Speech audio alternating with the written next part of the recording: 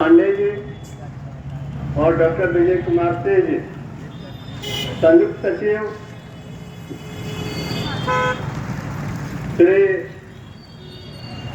विष्णु कुमार और हमारे लाल बाबू से जी उपस्थित हैं। सबसे पहले सारे जिला माध्यमिक शिक्षक संघ की ओर से मैं आप सबों का हार्दिक अभिनंदन और वंदन करता हूँ। साथियों, आज का यह कार्यक्रम जो 10वें दिन लगातार हो रहा है, इसकी अध्यक्षता हमारे साथियों ने अपने वरिष्ठ शिक्षक साथी उमेश चंद्र पांडे को दिया है। इसलिए इनका स्वागत करते हुए आप सबों का भी हार्दिक अभिनंदन।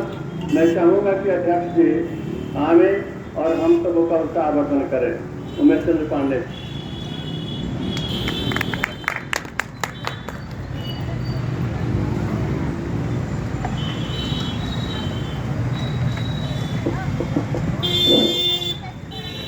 बहुत बहुत धन्यवाद। ओम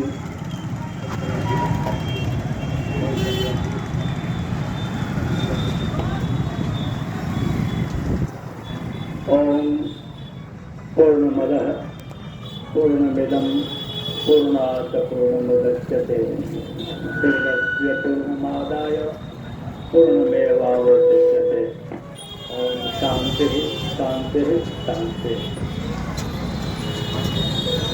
सम्मानित साथियों, मुझे प्रसन्नता हो रही है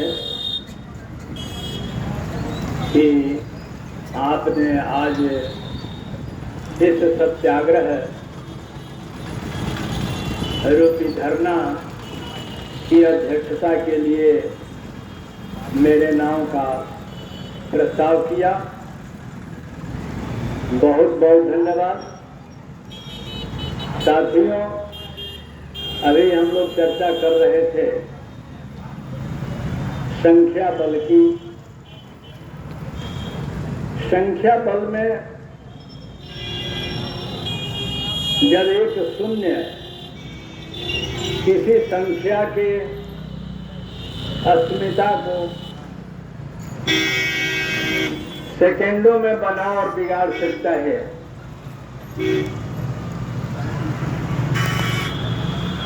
किसी भी संख्या के आगे अगर शून्य की संख्या बढ़ जाए तो दहाई सैकड़ा हजार लाख कहां तक पहुंचा देता है। एक वही चीज है, इस कड़ाके की धूप में 11:30 बजे तक विद्यालयों में शिक्षण कार्य करने के बाद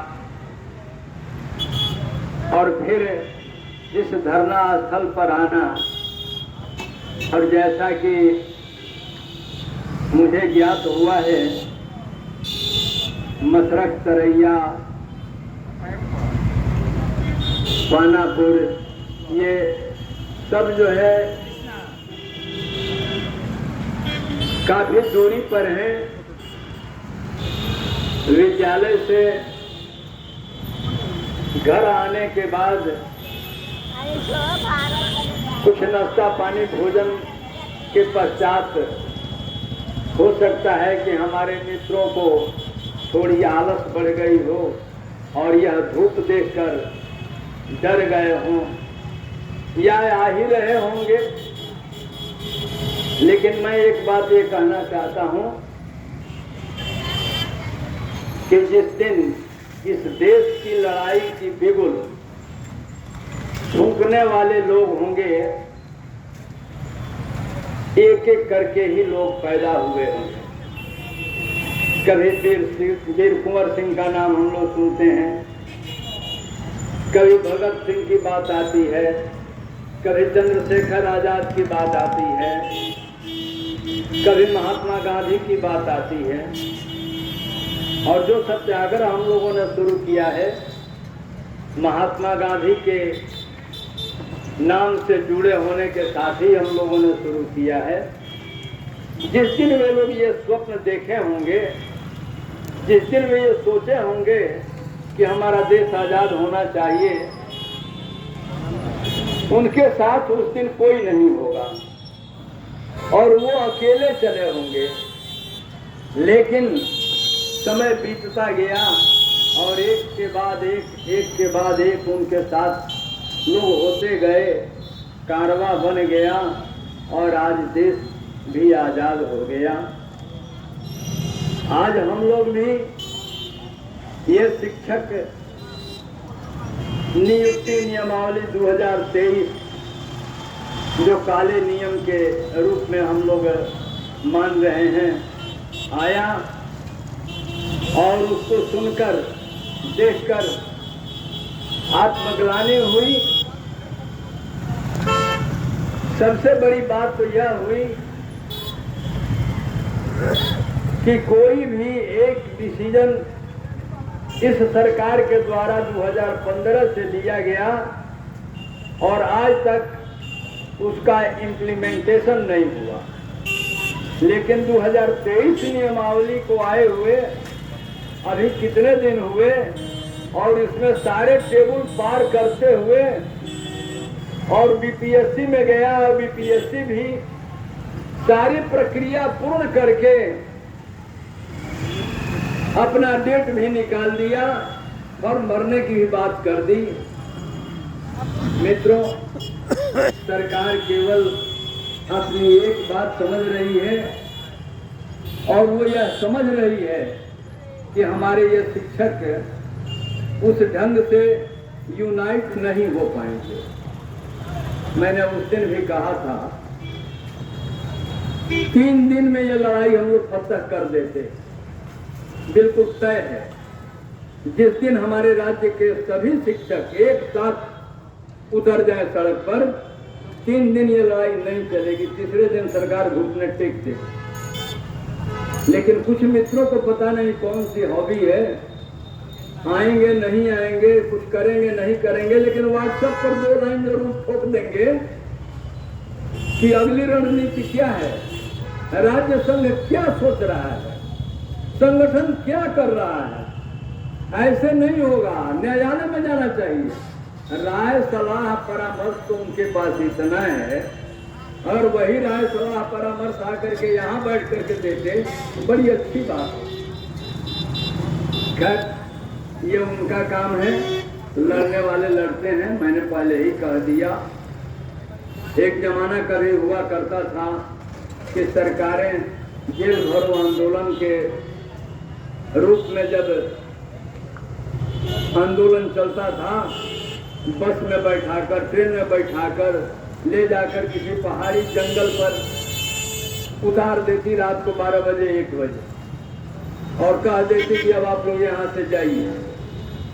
फिर भी उसकी कोई चिंता फिक्र किसी शिक्षक को नहीं होती, और फिर दूसरे दिन घूम फिर करके लोग आते।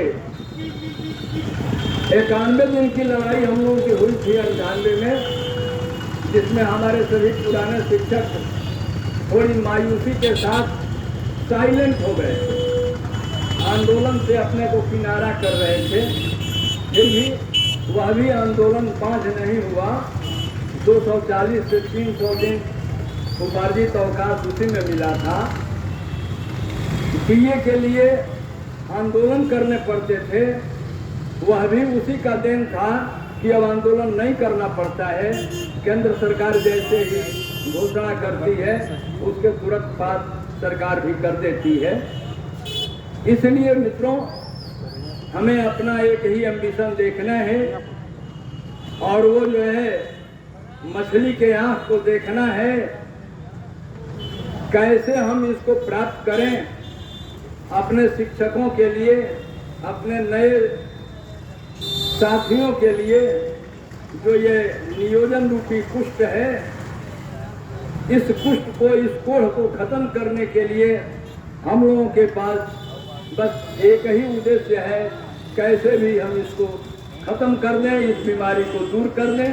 और हमारे जितने पुराने लोग आज भी जिनको अपने नई पीढ़ी के साथ थोड़ी भी दर्द है, वो लगे हुए रहते। मित्रों, मैं आपके यहाँ कोई भाषण करने के लिए नहीं आया, मैं केवल इसलिए आया कि आपकी हौसला अफजाई कर सकें कि अगर 70 साल की अवस्था में और गोपालगंज से 20 किलोमीटर और दूर से चल करके, और मैं समय यदि आपके यहाँ पहुँच सकता हूँ तो आप क्यों नहीं।